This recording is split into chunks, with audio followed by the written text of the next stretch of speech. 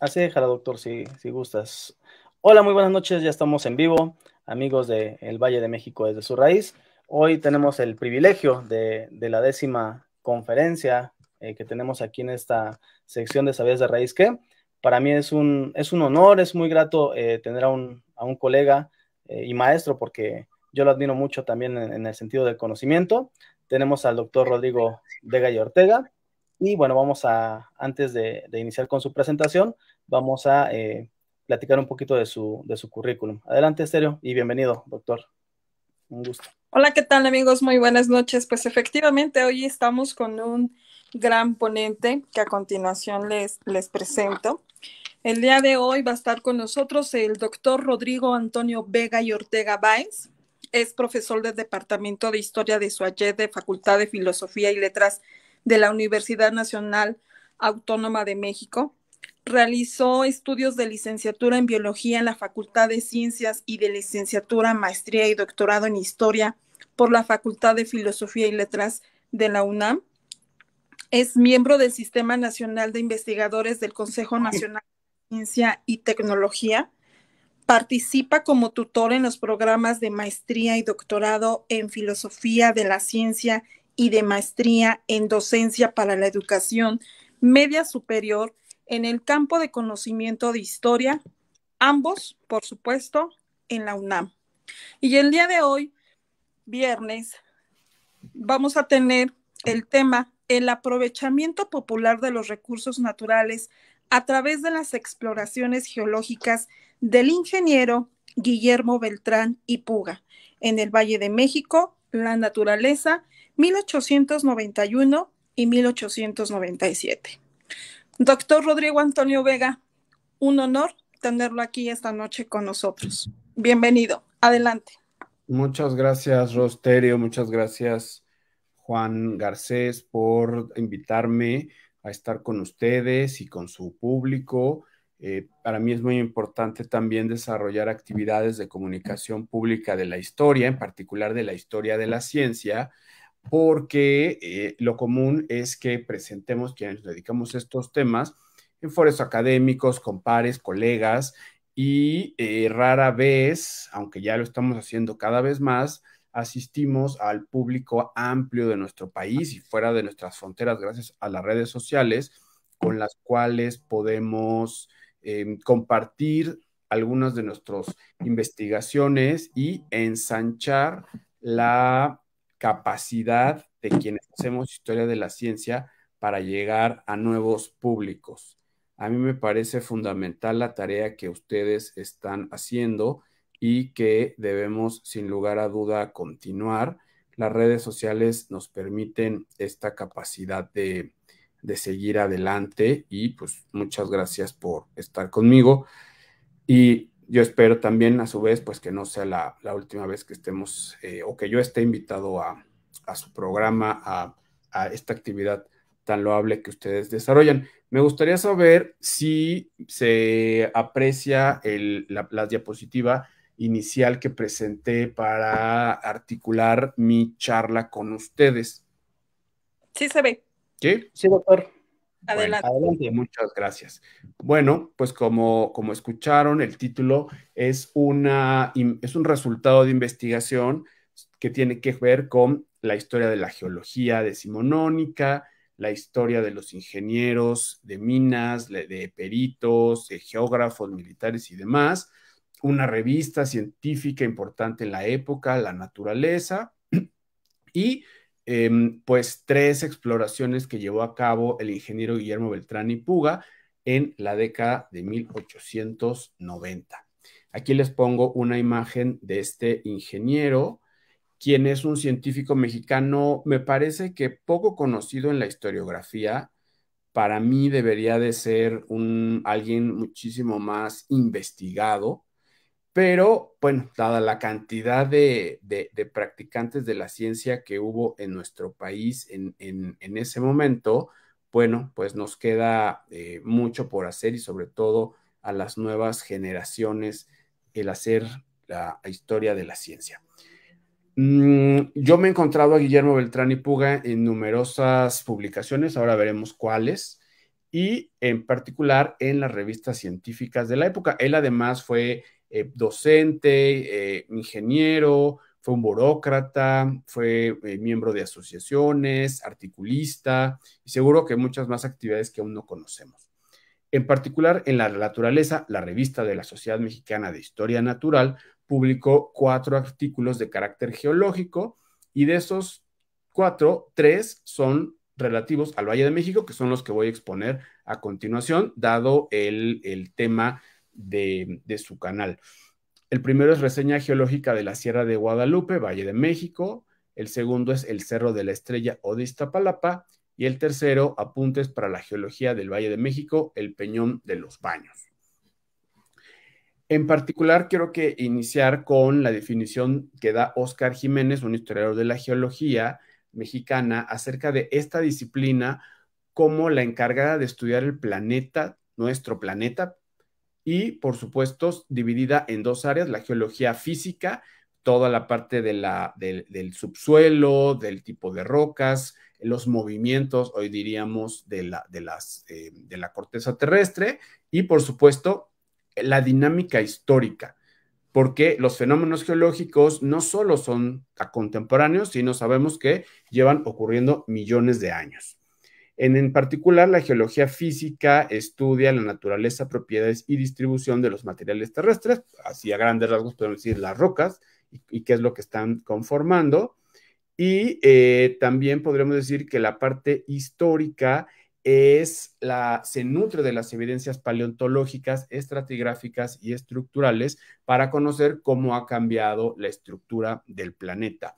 En este sentido, el ingeniero Beltrán y Puga desarrolló las 2 vertientes de la geología, como veremos en los siguientes minutos. Les puse algunas imágenes alusivas de la práctica científica, no siempre de México, pero bueno, nos ayuda a tener idea de lo que estaba sucediendo. La geología al final del siglo XIX basaba su práctica en 2 grandes áreas. Por un lado, el campo, las exploraciones, donde los ingenieros colectaban especímenes, observaban restos de los fenómenos, especialmente la estratigrafía, las montañas, las erupciones volcánicas, todo el tipo de formaciones rocosas.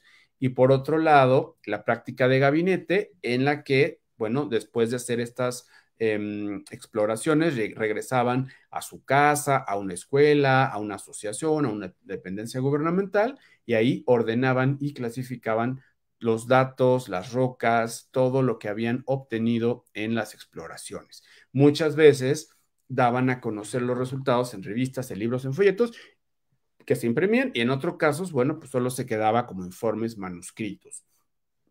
En México, el gremio de los ingenieros fue el principal productor de conocimiento geológico, especialmente podemos decir los ingenieros de minas, los geógrafos, los ingenieros militares, además de ensayadores y metalurgistas, pero vale la pena señalar que también hubo los llamados amateurs o aficionados, o sea, estos hombres, a veces algunas mujeres, que desarrollaban ciencia, pero no tenían un grado o un certificado o un diploma de una carrera científica, como hoy la entendemos, sino que estudiaban por su cuenta o tenían estudios truncos, por decirlo en un término contemporáneo, pero desarrollaban este tipo de actividades.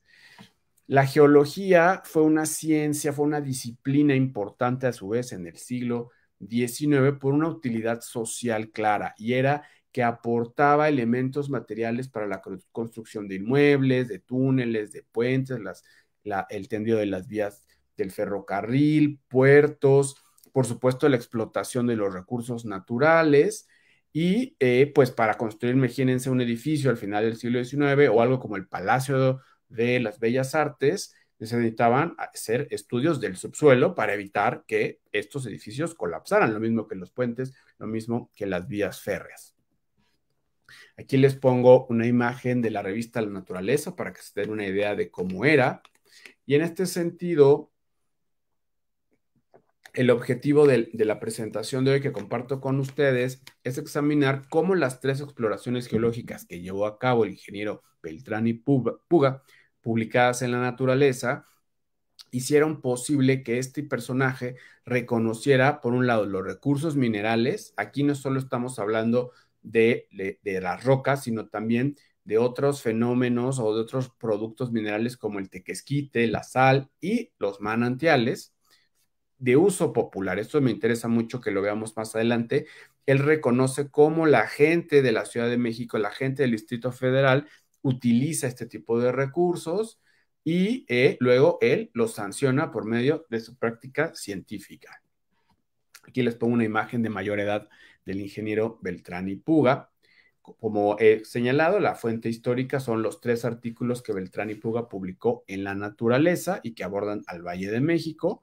Y a grandes rasgos, pues la metodología con la que he llevado este estudio académico tiene que ver con los estudios sociales de la ciencia para reconocer cómo hacían ciencia los ingenieros mexicanos, la manera en que se acercaban a los grupos populares, los comentarios, la valoración que hacían de esta práctica popular en términos de su conocimiento académico y centrarlo en la geología como una disciplina útil a la economía mexicana, pero bueno, también de otros estados finiseculares. Los estudios sociales de la ciencia también nos ayudan a examinar los escritos de Beltrán y Puga como parte de los anhelos de renovación económica al final del Porfiriato, en los cuales el conocimiento científico y tecnológico era fundamental para ampliar, mejorar y encontrar nuevos rubros comerciales bajo la sanción científica, y eso lo vamos a ver más adelante en algunas valoraciones de Beltrán y Puga. También quiero darles un breve contexto historiográfico porque pues no soy yo evidentemente la primera persona que hace historia de la geología mexicana. Ha habido personas que me han antecedido y un historiador de la geología como José Alfredo Uribe de la Universidad Michoacana de San Nicolás Hidalgo, pues él ha hecho un corte historiográfico sobre la geología mexicana y señala cómo la mayoría de los estudios se han centrado primero en la fundación y desarrollo de instituciones de enseñanza para ingenieros, especialmente el llamado Colegio de Minería. Segundo, en la diversificación de las especialidades geológicas para satisfacer las necesidades tecnocientíficas de la economía. Tercero, las políticas públicas de educación científica que ha promovido el Estado. Cuarto, la renovación teórico-metodológica de la geología en el siglo XIX. Por ejemplo, la discusión entre neptunistas y vulcanistas. En quinto lugar, las polémicas teóricas suscitadas en Europa Occidental y cómo arribaron a México y cómo se asimilaron, se discutieron, se negaron. Sexto, la formación de las redes globales entre los geólogos de México y el exterior, porque los científicos mexicanos y mexicanas pues han estado en contacto con sus pares de otras latitudes. Y por último, la conformación de comisiones, instituciones y asociaciones especializadas en la geología. Aquí los historiadores e historiadoras más representativos son Luis Fernando Azuela, Lucero Morelos, Soltán de Cherna, Dante Morán, China Lobnis y el propio Uribe. No obstante, esta investigación que hoy comparto con ustedes, a diferencia de quienes me han antecedido en la historia de la geología mexicana, me interesa más el aspecto social de la geología, no los aspectos ya señalados por José Alfredo Uribe, porque no solo Beltrán y Puga estaban discutiendo con sus pares en la Sociedad Mexicana de Historia Natural, sino que también le interesa contactar a estas clases populares. Y por otro lado, este aspecto social también se refiere a cómo el conocimiento generado por Beltrán y Puga estaba orientado a evaluar el aprovechamiento popular de los recursos hídricos y minerales por estas comunidades que vivían en el Valle de México.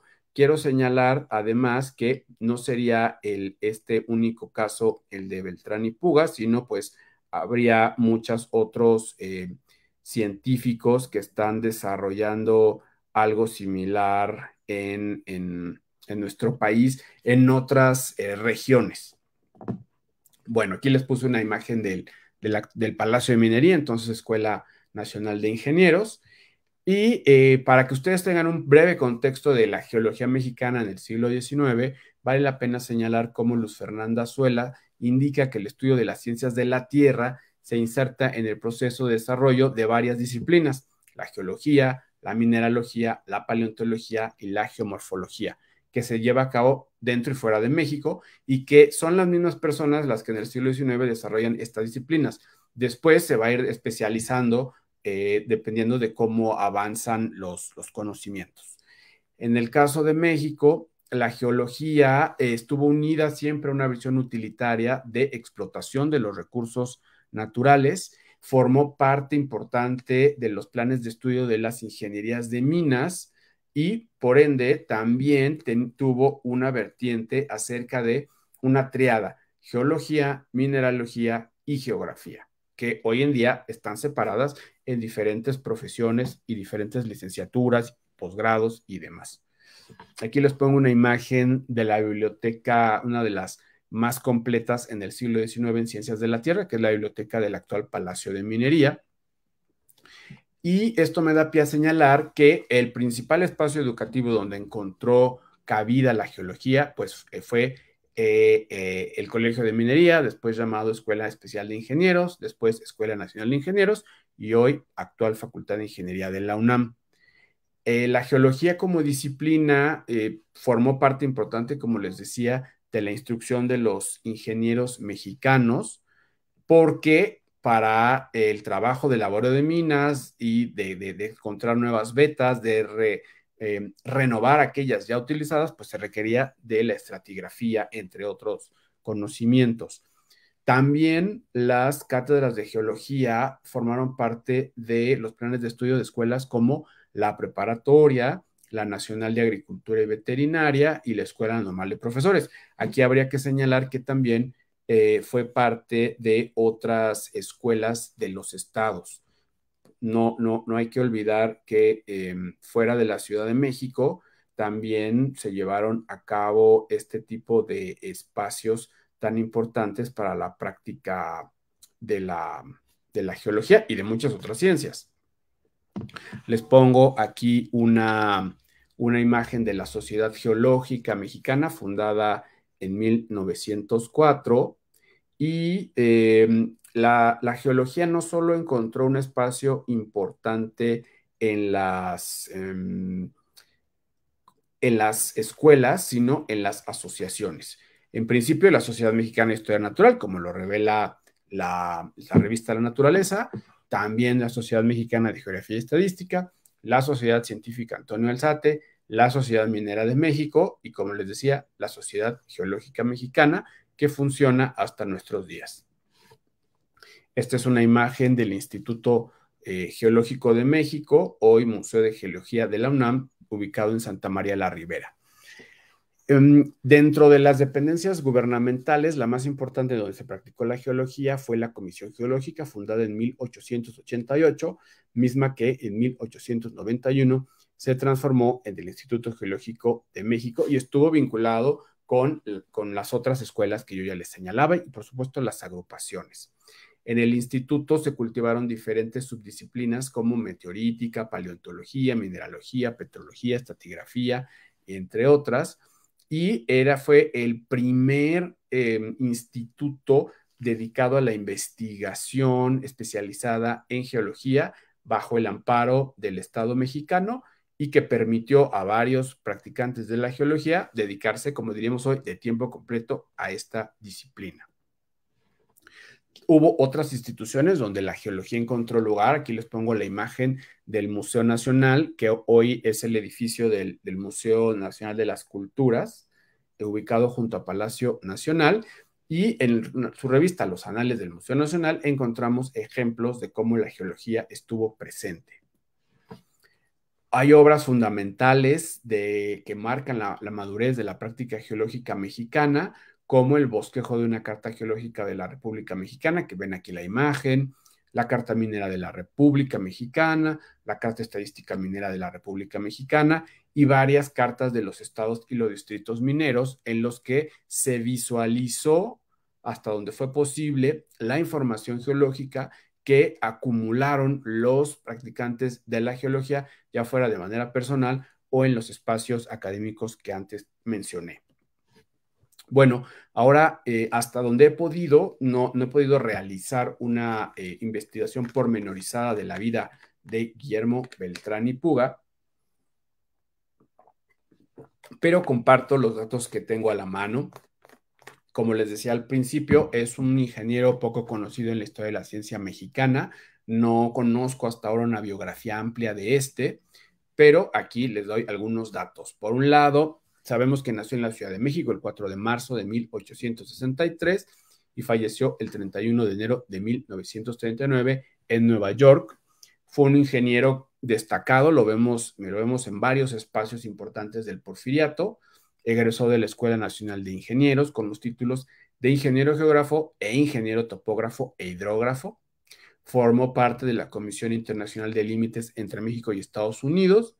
En 1900 se desempeñó como director general de Aguas y en 1904 como director de Obras Públicas. Aquí les pongo la imagen de uno de sus libros. En 1906 formó parte de la Comisión para mejorar las obras del Monumento a la Independencia. Es lo que les decía, ¿no? El suelo característico de lo que hoy decimos el centro de la Ciudad de México, pues requería de estudios geológicos para la construcción de nuevas edificaciones, como es el caso del Monumento a la Independencia. Fue subsecretario de Fomento, fue colector del Instituto Médico Nacional y fue docente de Mineralogía y Geología en la Escuela Nacional Preparatoria. Aquí les pongo una imagen de estos científicos y cómo se reunían al final del siglo XIX. También desde 1892 laboró en el Observatorio Astronómico Nacional de Tacubaya para realizar fotografías en el Departamento de Astrofotografía y dirigió el boletín de este observatorio. He encontrado que fue socio de diferentes agrupaciones, es algo común en la época con estos hombres de ciencia, la Sociedad Mexicana de Geografía y Estadística, la Sociedad Científica Antonio Alzate, la Asociación de Ingenieros y Arquitectos de México, la Sociedad Astronómica Mexicana, la Sociedad Geológica Mexicana, la Academia Mexicana de Ciencias Exactas, Físicas y Naturales, correspondiente de la de Madrid, y por supuesto la Sociedad Mexicana de Historia Natural. Sus áreas de investigación, por lo que he visto en su trayectoria y especialmente en los artículos publicados en las revistas, son la geografía, la cartografía, la geología, la meteorología y la astronomía. Y aquí les pongo ejemplos de las revistas donde participó y de los libros que él escribió o de los cuales también fue colaborador. Bueno, entrando en materia acerca de las exploraciones geológicas que desarrolló este ingeniero, en los 3 artículos publicados en La Naturaleza es clara su vocación por el campo, o sea, no era un científico solo de gabinete que esperaba que le llegaran los datos, sino que salía por los datos, salía a construir la ciencia y luego la analizaba, como decía, en el gabinete, ¿no? Bajo un techo. Hay una estructura similar en los 3 artículos, en los que primero Beltrán y Puga presenta los elementos científicos de la exploración, dice a dónde fue, cómo fue, instrumentos que llevó, quién lo acompañó, cuántos días se tardaron, las complicaciones, los paisajes de cada localidad que reconoce, y ya en una segunda parte muestra la utilidad social de sus hallazgos científicos, ya fuera en términos económicos o terapéuticos. Ahora vamos a ver por qué. Bueno, aquí les pongo una imagen de la Sierra de Guadalupe. Puse Cerro de la Estrella, pero está mal el título de la diapositiva. En realidad es la Sierra de Guadalupe. La primera excursión geológica reportada por Beltrán y Puga fue, como les digo, a la Sierra de Guadalupe y es un texto similar a uno presentado 3 años antes en las memorias de la Sociedad Científica Antonio Alzate. El propósito de este escrito fue dar a conocer la descripción geológica de este núcleo montañoso que en buena parte está rodeando al actual Distrito Federal y que pues se le conocía poco desde el punto de vista geológico. A su vez, en términos de la geología histórica, Beltrán y Puga consideró que su estudio aportaría información acerca de esa formación volcánica que en el pasado dio origen a la conformación del Valle de México. Como les digo, no solo es la geografía física aislada, sino que siempre hay una relación con los fenómenos geológicos de larga duración. Bueno, eh, para Beltrán y Puga, la manera en la que describe esta parte física, señala que la Sierra de Guadalupe estaba constituida por rocas ígneas modernas que contrastaban con las capas sedimentarias del valle, ¿no? Entonces había dos tipos de rocas en el valle, dependiendo de su origen y dependiendo de su ubicación. A su vez, la Sierra de Guadalupe conformaba una barrera orográfica que en este caso era de importancia capital porque por ahí atravesarían las obras del desagüe del Valle de México. Para concluir esta magna obra iniciada en el siglo XVI de sacar el agua de la cuenca para convertirla en un valle, pero la dificultad, una de las grandes dificultades era cómo construir un ducto gigante en medio de la Sierra de Guadalupe. De ahí que el ingeniero entre 1881 y 1891 pues desarrollara diferentes estudios para determinar cuál era el lugar más conveniente por el cual cruzara el desagüe del Valle de México. Bueno, el segundo escrito es el relativo al Cerro de la Estrella. Aquí les pongo una imagen de Google Maps de cómo actualmente está rodeado el Cerro de la Estrella por la Ciudad de México. Veremos otras imágenes más adelante de cuando no era así, como lo apreció Beltrán y Puga. Y dice, bueno, pues el nombre de Cerro de la Estrella se debe, y cito, a su configuración especial que presenta varios talvex como irradiando de la cumbre y dirigidos en todas direcciones. De ahí que el cerro, que tenía una forma cónica proyectada del suelo hacia el firmamento, tuviera a su vez pendientes suaves, y él va describiendo cuáles son las características del Cerro de la Estrella y por qué vale la pena hacer este estudio geológico. Indica que la altura del cerro era de 224 metros sobre el nivel del mar, porque esto también ayudaba a conformar la cartografía de lo que hoy conocemos como la Alcaldía Iztapalapa. Bueno, aquí una imagen, por ejemplo, de antes de que se cubriera de casas esta zona. Beltrán y Puga señala que el Cerro de la Estrella se encontraba, y fíjense, aislado en el interior del valle, sin comunicación aparente con las montañas circunvecinas, a semejanza del Peñón de los Baños, que también estudió, y el Peñón del Marqués. No ha encontrado que él haya explorado este último peñón. Y dice, se trataba de tres montes como brotados del suelo, sin ramificaciones que los comunicaran con el sistema general de montañas que formaba el valle. Mira aquí otra imagen desde el cerro del Cerro de la Estrella y cómo ya se ve rodeado de la ciudad. Entonces, Beltrán y Puga en este escrito señala que el estudio del Cerro de Iztapalapa pues también presenta o aporta curiosidades geológicas para desentrañar la historia geológica del Valle de México. A su vez, se interesó en explorar el valle para recabar datos sobre su geología que luego se podrían aplicar a las obras del desagüe. Y esto explica por qué en la década de 1890 este ingeniero recorrió los accidentes del territorio cercanos a los lagos para evaluar las implicaciones de esta gran obra ingenieril. En cuanto al Peñón de los Baños, aquí también les pongo una imagen actual de Google Maps. El Peñón de los Baños está pegado al actual Aeropuerto Internacional de la Ciudad de México, al oriente del valle. Y si bien se publicó en 1897 su informe, también es de 1891. Mi hipótesis es que el texto no alcanzó a publicarse en el primer volumen por diferentes razones editoriales, lo entregó tarde, en fin, y por eso es que tiene que esperar hasta un nuevo volumen 6 años después, pues sabemos que las sociedades científicas mexicanas de la época no contaban siempre con los recursos para publicar de manera anual y constante sus tomos de las revistas. En cuanto al Peñón de los Baños, este ingeniero lo describió como un pequeño macizo eruptivo que se hallaba a 4 kilómetros al este de la Ciudad de México. Va señalando cómo está conformado en términos geológicos, cuál es su altura, cuál es el terreno que está rodeando este peñón, el origen volcánico de este accidente del territorio, cuál es la hipótesis que él tiene de cómo se fue conformando. También algo que le importa mucho es se pregunta, bueno, ¿y por qué este peñón está rodeado de manantiales termales que tienen sales disueltas en el agua? ¿Y cuál es el uso popular que se hace de esto? Y por eso también me parece interesante que se va orientando al uso popular de estas tres localidades.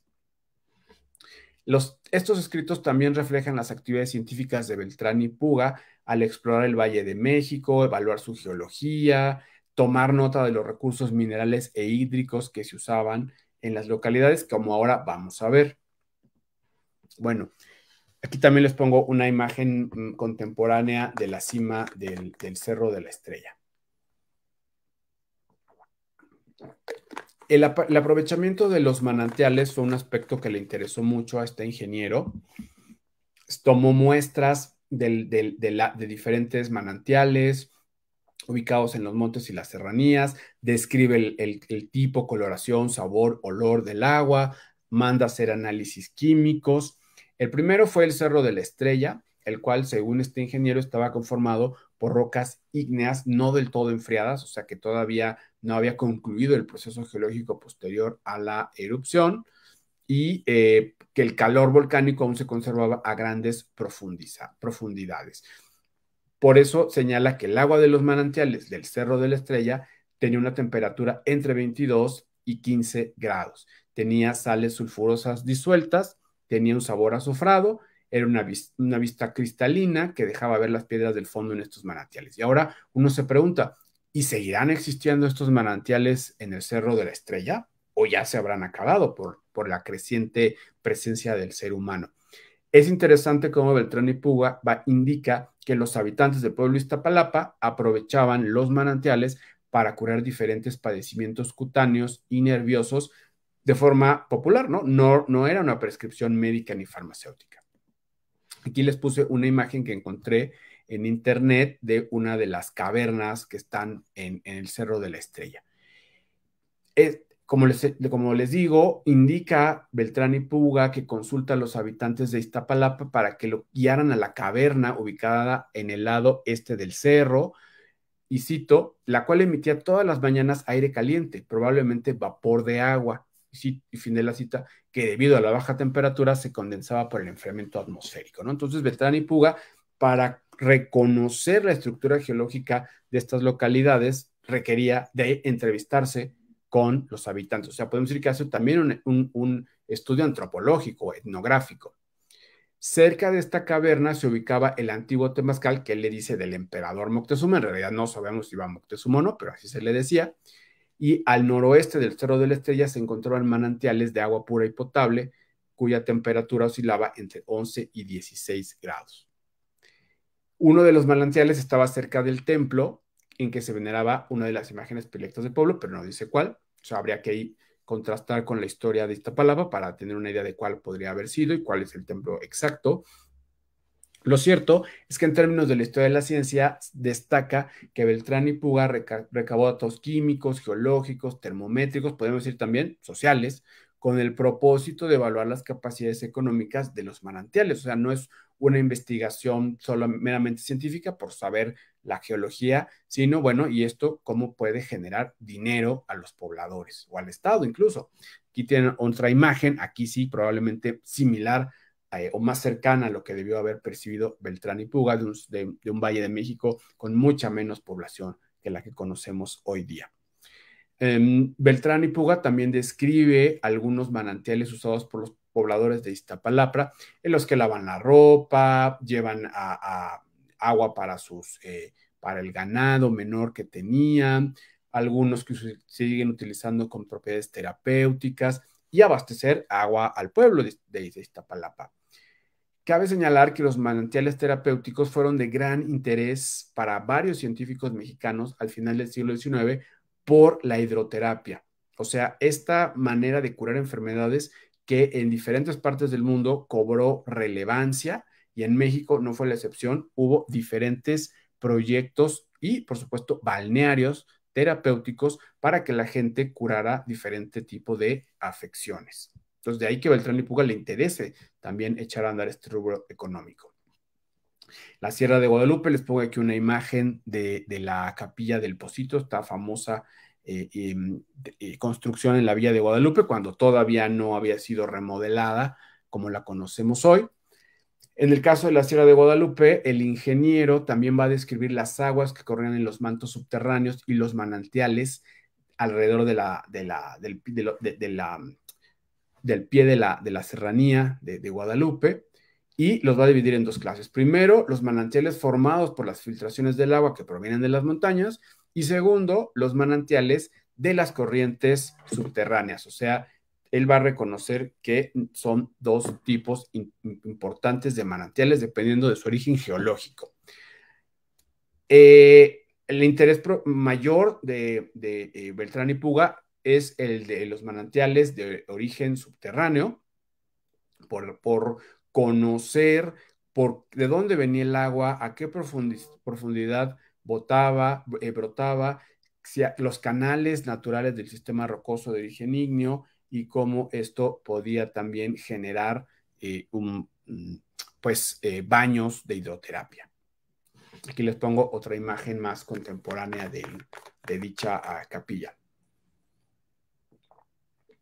En cuanto a los manantiales del valle de la Villa de Guadalupe, también va a ser un análisis químico, qué tipo de sulfuros y sales se encuentran, el tipo de gases que están en estas aguas, las propiedades curativas, y el más famoso hasta el día de hoy pues es el Pocito de la Villa de Guadalupe.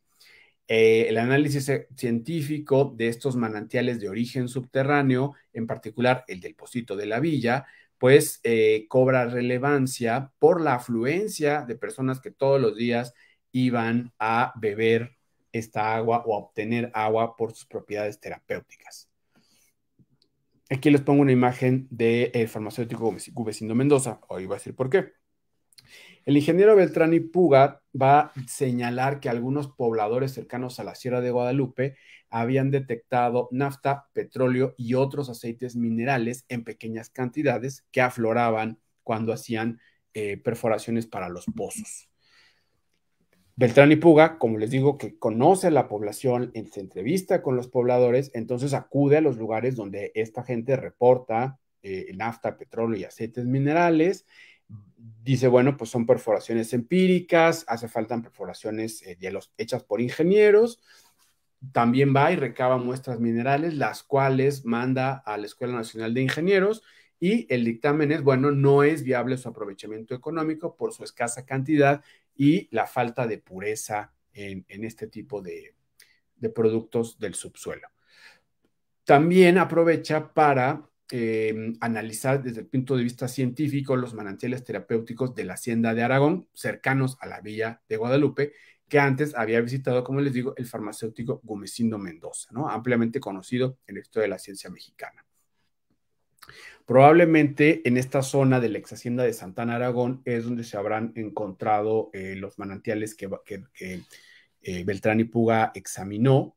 Y es interesante porque el escrito incluyó la tabla relativa a la temperatura de los baños de la Villa de Guadalupe, el agua del Pocito, los baños de Aragón y los baños de la estación, que no he determinado exactamente dónde están, pero lo que vemos es que está sistematizando la información obtenida de sus recorridos geológicos. Y claro, pues va sancionando el uso popular de los manantiales con el análisis experimental. Aquí una imagen ya del siglo XX de los baños, como dice, baños medicinales del Peñón. En el caso del Peñón de los Baños, Beltrán y Puga registra diferentes variables: profundidad, temperatura, limpidez, color, olor, sabor, tacto, acidez, alcalinidad, cantidad de materias fijas contenidas y salinidad de los manantiales, tanto del sur y del norte, ¿no? Y como el del norte, que es el Baño de los Pobres, y los pozos del Cementerio y del Horno. El autor dividió en dos grupos las aguas del Peñón. Por un lado, el agua con ácido carbónico, cloruro de sodio, fosfato de cal, en fin, toda una descripción química de este primer tipo de agua. Y luego el segundo, lo mismo hace y dice, bueno, aquí hay dos tipos de aguas por la sanción científica. No es la sanción popular, sino la sanción de la química.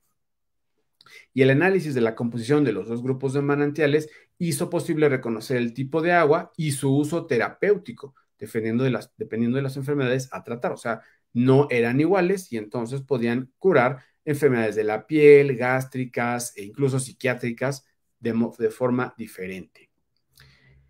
Es interesante en términos del aprovechamiento de los recursos minerales que están también en la mira de las exploraciones geológicas de Guillermo Beltrán y Puga, las cuales señaló su uso, de nuevo, por las comunidades locales y que había un interés económico.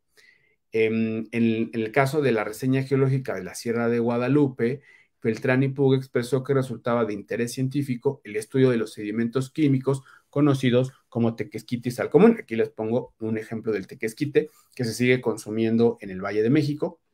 Aquí les pongo una imagen más contemporánea de los campos, entre comillas, de cultivo del tequesquite, de producción del tequesquite, que es una sustancia mineral que abundaba en los lagos del Valle de México, sobre todo en el Texcoco, pero bueno, pues como sabemos, los lagos se han ido reduciendo de forma drástica y entonces la producción de tequesquite cada vez es menor.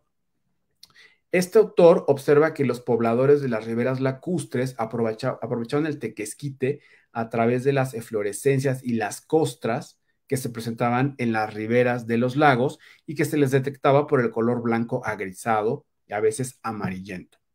Algunos hacendados de las riberas y rancheros y comunidades indígenas alrededor de los lagos del Valle de México producían tequesquite, inundaban los potreros con el agua de los lagos, los dejaban secar por la evaporación común y después que el agua ya no estaba presente en estos potreros, cosechaban, por decirlo de alguna manera, las grandes costras de tequesquite que luego iban a vender a la Ciudad de México, ¿no? Aquí podemos decir uno de los cambios culinarios que ha habido en el Valle de México, en el que la población consumía de forma recurrente este producto mineral y que hoy es pues difícil de encontrar en nuestra dieta.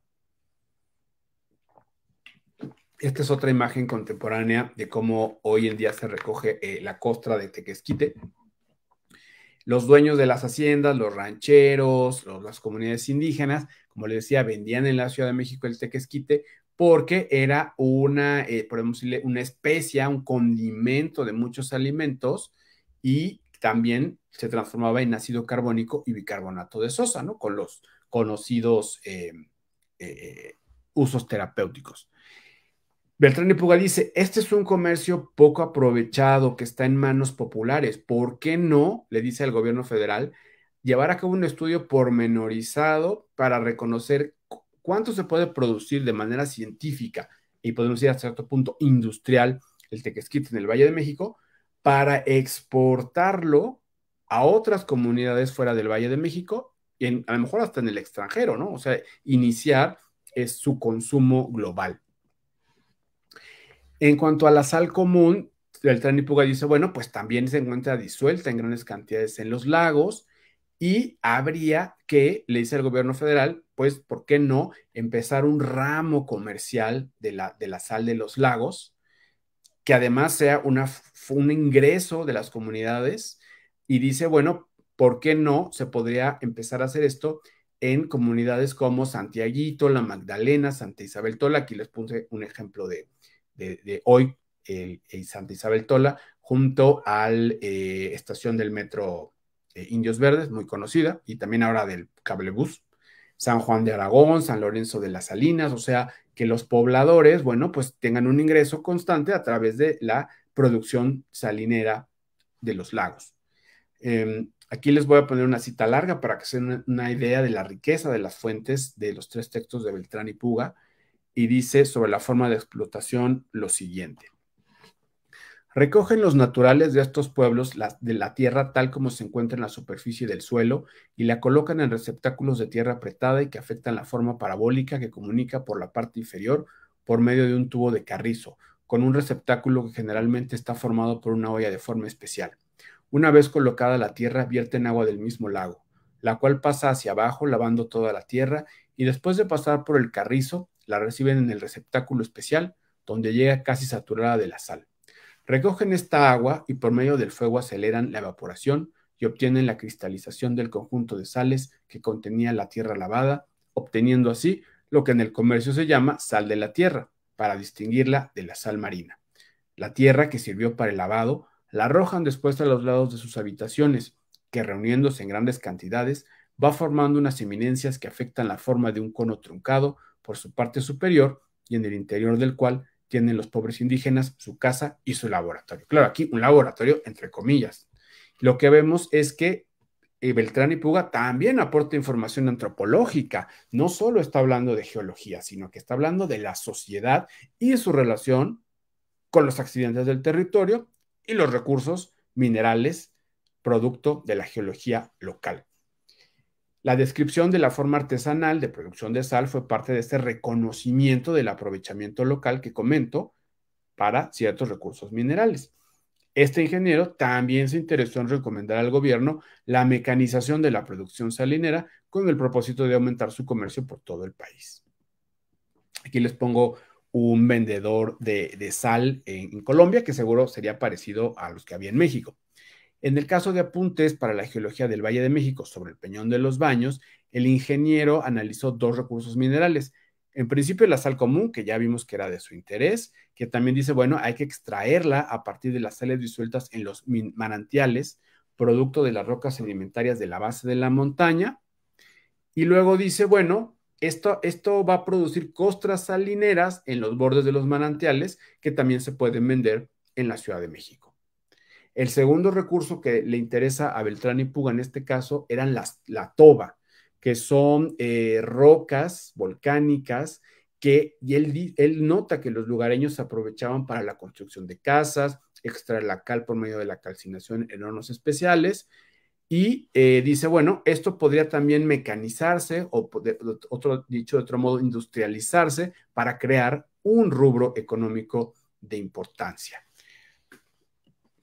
La práctica geológica de Beltrán y Puga estuvo basada en la utilidad de la ciencia para examinar los recursos naturales del Valle de México, ya fueran manantiales o minerales, que ya eran de uso popular. O sea, él no está inventando nuevos recursos, sino aprecia lo que ya se hace y dice, llevémoslo más allá, industrializándolo con la sanción científica de por medio. En los tres escritos de Beltrán y Puga hay una constante recomendación para que el gobierno destine recursos a llevar nuevas investigaciones científicas que determinen si es factible transitar del aprovechamiento popular y local hacia otro tipo científico y mecanizado en un ámbito mayor, ¿no? Que trascienda al Valle de México. Y yo lo que digo aquí es que la geología mexicana, como se aprecia en Beltrán y Puga, mantiene su orientación utilitaria de una ciencia que busca el desarrollo económico. Bueno, aquí unas conclusiones generales ya para ir cerrando mi exposición y si ustedes tienen preguntas, con gusto responderlas.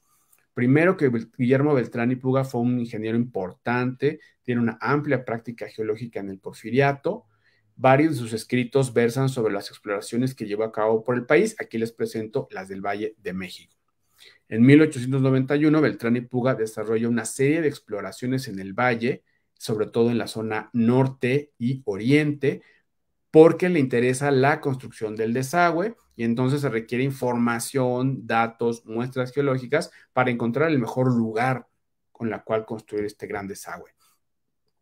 Pero vemos que en sus escritos no solo son geología, también tiene las impresiones de las poblaciones que visita.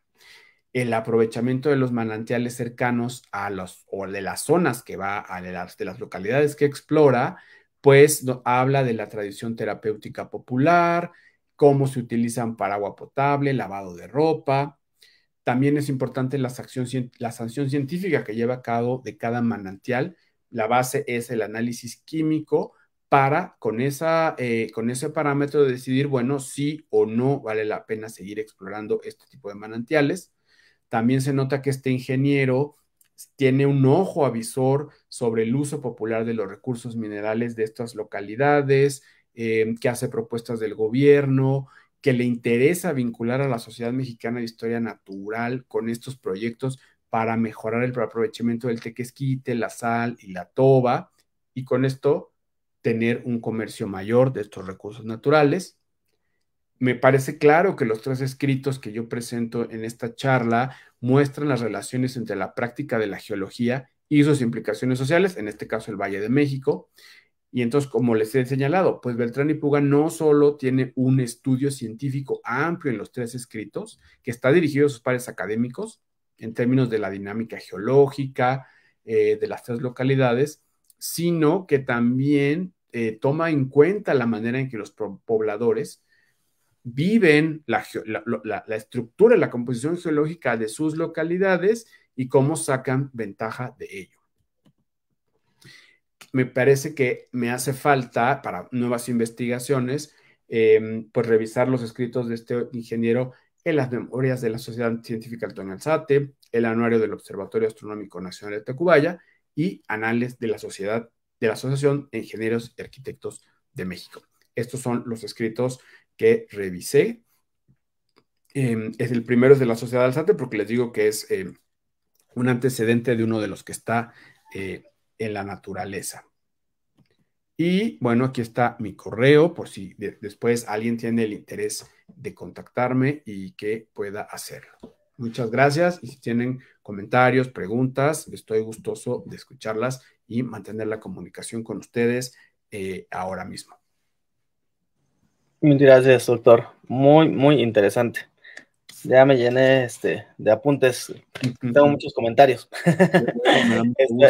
Adelante, Ro, si puedes, Estéreo, si puedes checar ahí los comentarios. Sí, claro, muy, muy interesante el conocer todos estos lugares a través de este importante autor Beltrán y Puga. Muy interesante. Yo recordé ahorita del tequesquite, en paz descanse mi mamá, lo utilizaba para cocer los elotes. ¿Para cocer los elotes? Para cocer los elotes. Cuando ahorita que es temporada de elotes, ella ponía y utilizaba el tequesquite. Entonces, me hizo recordar esa situación. Bueno, vamos aquí a algunos comentarios por parte de nuestros amigos de aquí que están siguiendo la transmisión. Saludos para nuestra amiga Lara Jessica, para nuestra amiga de la Madrid también. Saludos también para Mani Ávila, para Inés Valencia, claro que sí, también saludos para Ana María. Y no tenemos ahorita ninguna pregunta por parte de nuestros amigos, pero pues nuestro amigo Juan ya tiene ahí una listita claro, de sus preguntas. Juan, te escuchamos. Sí, más bien en los comentarios, en la parte de muy interesante, creo que muchos nos quedamos sorprendidos. Y bueno, es en función de eso, ¿no? De que varios comentarios dicen que la parte de que es muy, muy interesante, y justamente yo iba al reconocimiento, ¿no? De esa reconstrucción de lo que tenemos, pues, hoy como este monstruo de la ciudad, que, pues, bien lo señala el doctor, ¿no? En ese momento, pues, viendo el mapa, bueno, esa fotografía más bien, y los mapas, ¿no? De finales del siglo XIX, principios del XX, no vi exactamente de cuándo, pero seguramente de finales del XIX, pues se ve prácticamente sembradíos, ¿no? Yo tengo una pregunta en función justamente de esa fotografía. No sé si para ese momento todavía quedaba algo de agua en esa parte sur-oriente, ¿no? En la parte digo, si hablamos del Cerro de la Estrella, porque en ese momento se ven sembradíos. A mí lo que me sorprendió fue esa parte de los sembradíos, ¿no? Porque si no mal recuerdo, el maestro Carlos hace un par de sesiones también aquí en las conferencias, hablaba de ese traslado, ¿no? De comercio de aquí de la zona oriente, de Chalco, que se iba prácticamente bordeando hasta Xochimilco, y de Xochimilco entrada hacia la Ciudad de México. Entonces, a mí me sorprendió esa imagen que tú mostraste, donde pues prácticamente se ve tierra, ¿no? No se ve agua. Entonces, me parece impresionante, y en ese sentido, pues no sé si haya una vinculación también directa en función, seguramente sí, no sé si tengas conocimiento de eso, porque platicamos hace un momento antes de iniciar, que pues es un estudio reciente, ¿no? El que está haciendo, en este caso, el doctor Rodrigo, es un aporte nuevo para todos ustedes, una primicia prácticamente, en el sentido de que si también tiene que ver con los miasmas, ¿no? Estos conceptos de los científicos de finales del 19 de eliminar todos esos elementos que enfermaban a la población, y que quizá también iba en ese sentido, ¿no? De la parte del lago, de tratar de desecar, y no sé si eso seguramente obedece, ¿no? A la parte sur-oriente, ¿no? En este caso, ese es el primer comentario. Y bueno, la parte del cambio culinario que mencionaba también me pareció muy importante. El tequesquite, como mencionaba Esther, yo no conocía ese uso. Sí lo he checado con algunos colegas chefs, por ejemplo, que hablan de que también tienes esa duda, porque justamente en recetarios prehispánicos, bueno, no recetarios como tal, pero sí el hecho de consumir el alimento, lo utilizaban mucho y creo que era como el elemento de sal que se ocupaba justamente para darle ese toque, evidentemente, porque no teníamos sal, ¿no? En la época, o no existía en la época prehispánica, al menos en esta región. Y lo que a mí me atañe, no sé si encontraste, Rodrigo, medidas, ¿qué tipo de medidas usaba? ¿Qué medidas se usaban? Si había un uso de medidas, ya ahora sí, científicas netamente, me refiero al sistema métrico decimal, o bien todas se usan otro tipo de medidas. Estamos en un momento donde, a manera personal, utilizo mucho esta parte de la metrificación.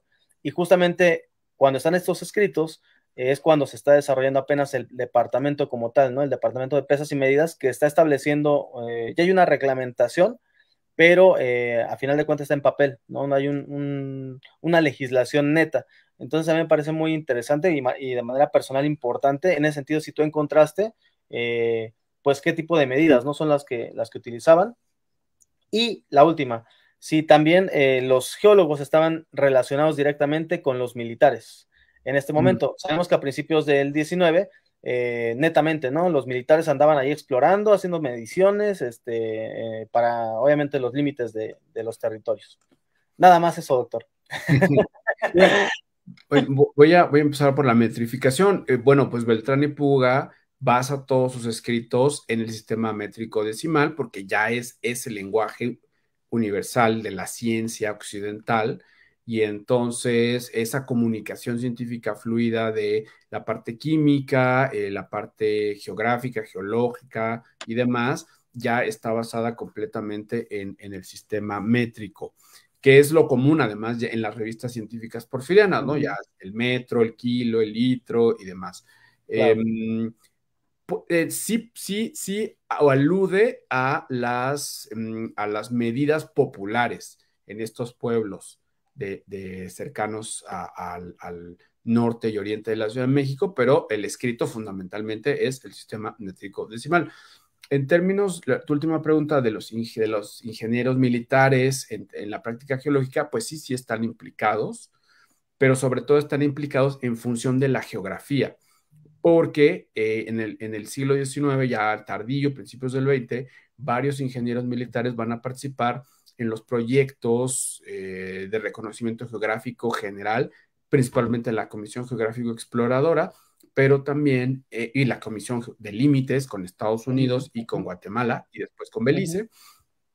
Pero eso, bueno, es seguridad nacional del Estado mexicano, las fronteras, y también van a participar los ingenieros militares con alguna práctica geológica, pero les comento, eminentemente geográfica, de deslinde de tierras en Sonora, donde estaban los yaquis, o de ciertas comisiones de Baja California, del Istmo, de Tehuantepec, que pues tienen interés el Estado en desarrollar colonias, diferentes proyectos económicos.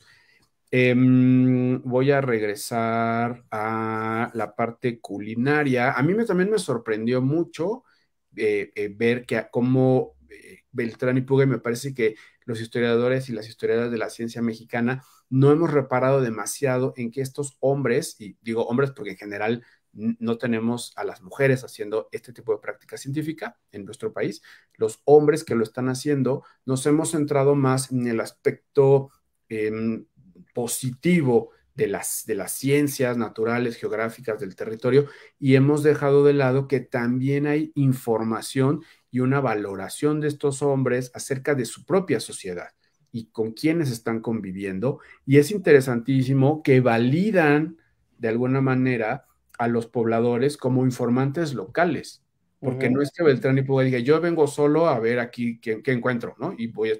No, él dice, voy al pueblo, y entonces pues, los pobladores me digan dónde hay cavernas, dónde hay manantiales, cuándo llueve, qué plantas hay, qué comen, cómo lo hacen, dónde hay minas, y ya él hace la valoración desde el punto de vista académico, pero no viene desde cero a ver qué encuentra. Y nos falta analizar esa parte.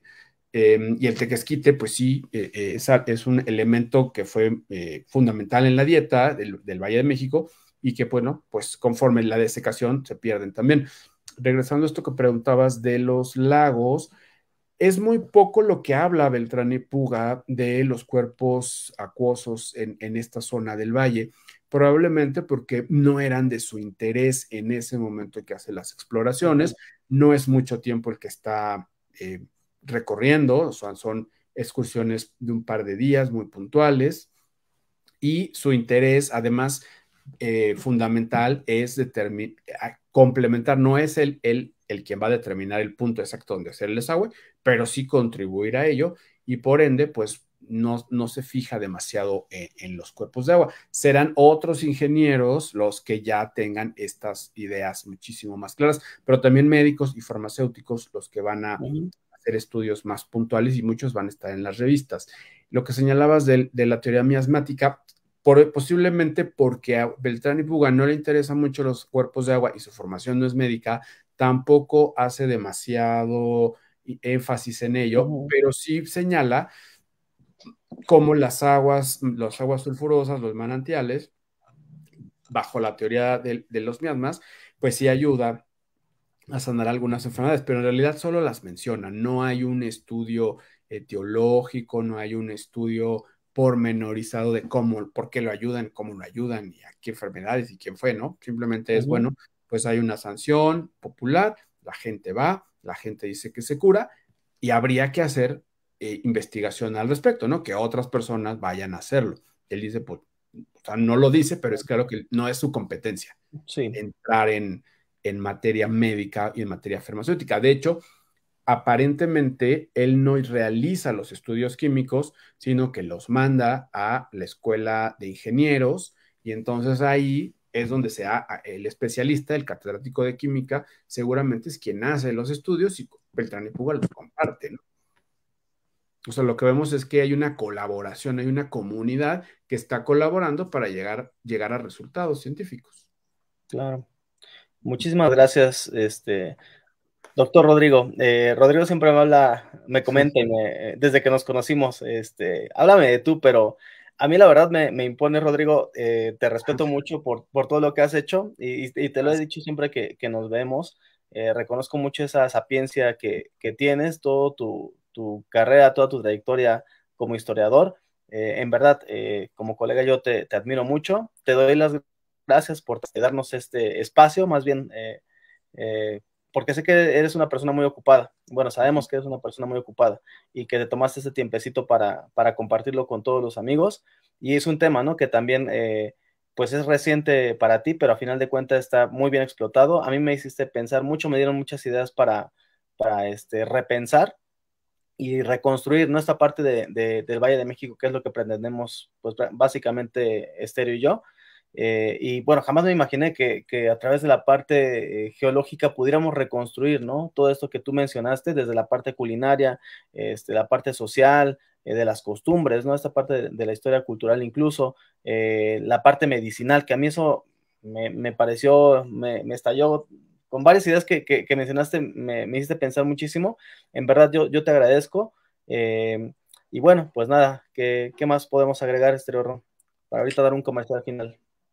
Sí, efectivamente, es un enorme placer y un gusto que aquí el doctor Rodrigo se haya hecho el espacio para poder estar aquí con nosotros, que en lo personal pues no es mi fuerte esto de la historia, yo me inclino más hacia la docencia, pero el saber todo esto me quedo paralizada el cómo tenemos tanta historia por cualquier punto que le veamos, ¿no? Y tan cerca en nuestro Valle de México. Doctor Rodrigo, agradecemos mucho el espacio e insisto, qué bueno que son ustedes los que nos piden nuevamente un espacio aquí, que gustosamente lo vamos a brindar para ustedes. Y claro que sí, Esperamos que haya un segundo momento, una tercera y una cuarta visita, con temas tan interesantes como este, ¿sí? Me parece que iban a comentar, ¿no? De una invitación. Sí. Bueno, sobre todo, bueno, yo agradecer porque también estamos vinculados directamente a la Asociación Interdisciplinaria para el Estudio de la Historia de México, en el cual, pues, el doctor Rodrigo es el presidente y él es quien nos está apoyando en función de las constancias, ¿no? Para que veamos el peso que tiene hoy nuestro invitado, que, bueno, los que han estado aquí presentes, pues, han sido igual, personalidades muy reconocidas, pero en este caso, bueno, yo me quedo con Rodrigo, que es un máster. Y bueno, en ese sentido, pues él nos apoya en la generación de las constancias. Estamos vinculados directamente a la asociación, bueno, al menos yo como miembro, Esther también que nos está, bueno, que estamos en esta parte de vinculación, y Rodrigo como presidente. Y aunado a ello, queremos pues agradecerles e invitarlos, ¿verdad? Rodrigo, para la siguiente semana viene el cuarto Congreso Internacional de la Asociación Interdisciplinaria para el Estudio de la Historia de México, que va del 25 al 30 de septiembre. ¿Es correcto, Rodrigo? Sí, así es un congreso virtual y lo vamos a transmitir en la página de Facebook de la asociación y particularmente el sábado es la participación de nuestros colegas de Guatemala que cada año participan de forma remota porque nos interesa que si bien es una asociación de historia de México, pues la historia de México no se puede entender aislada, sino que requiere de la interacción con las otras historias nacionales para entender nuestra propia realidad. Y además, posterior al Congreso, empezamos a subir de nuevo videos de nuestras actividades al canal de YouTube de la asociación para que también ahí se encuentren albergadas las ponencias y las conferencias magistrales. Vamos a empezar más o menos 9:30, 10 de la mañana cada día y concluiremos alrededor de las 8 de la noche y pues todos y todas están invitados, evidentemente de forma gratuita, a seguirnos a través de la página de Facebook y del canal de YouTube, ya sea en vivo o viéndolas de manera diferida. Así es.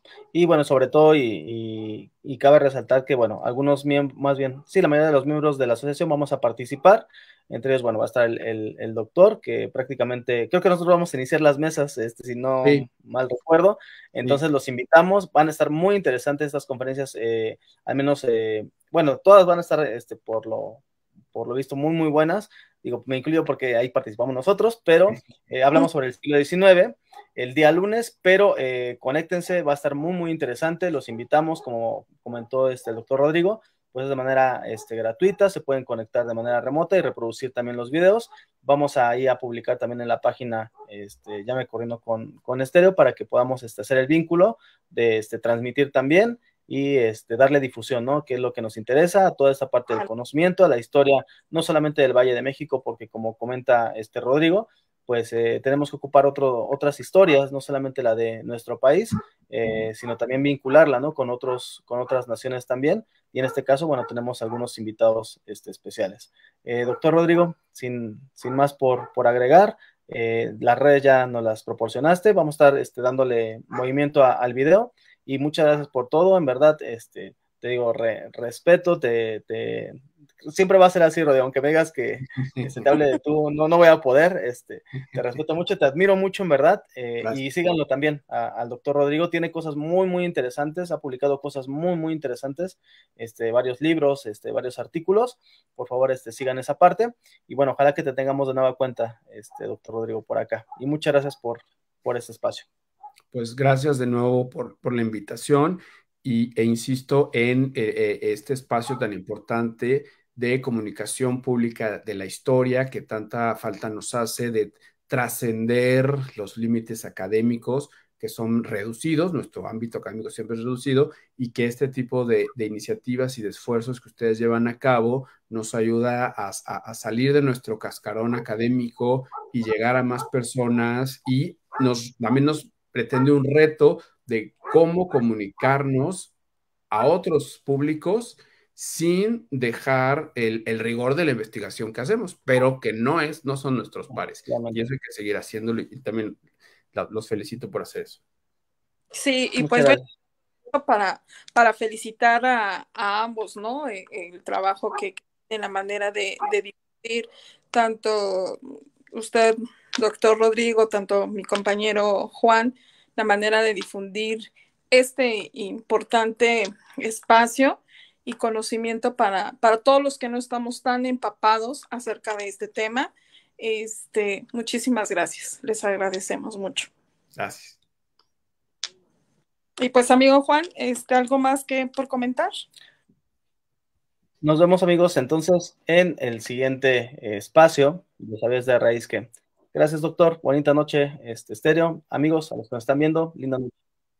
Bonito fin de semana. Muchas gracias a todos. Saludos. Hasta luego. Hasta luego.